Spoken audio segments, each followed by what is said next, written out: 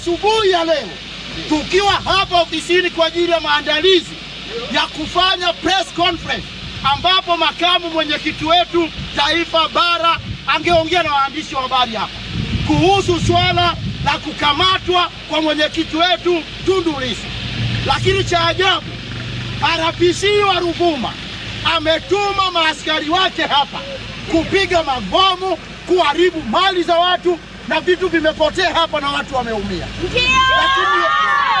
Lakini yote hii ni nini? Yote hii ni hofu ya CCM. Ni hofu ya katibu mkuu wa CCM Nchimbi, na haya ni maelekezo yake, na ni maelekezo ya waziri anayeitwa Ndumbaro ambaye ni mbunge wa hapa. Kwa nini wanaogopa?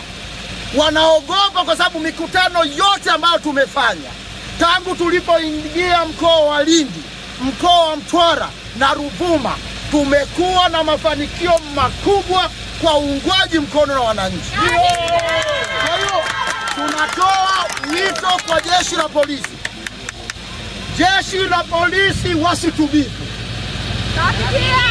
Haya mabomu wanayotumia ni pesa za walipa kodi wa nchi. Kwa hiyo hatukubali.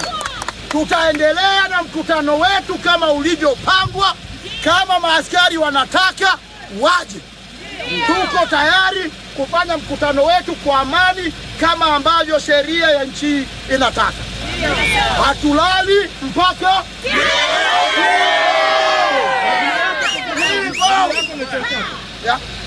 mimi ninaitwa Odero. Ni mwanachama na ndiye mratibu wa zoezi hili la kampeni za no reforms, no election kwa ziara yote hii ya mwenyekiti pamoja na makamu wake. Mungu awabariki, aluta continua.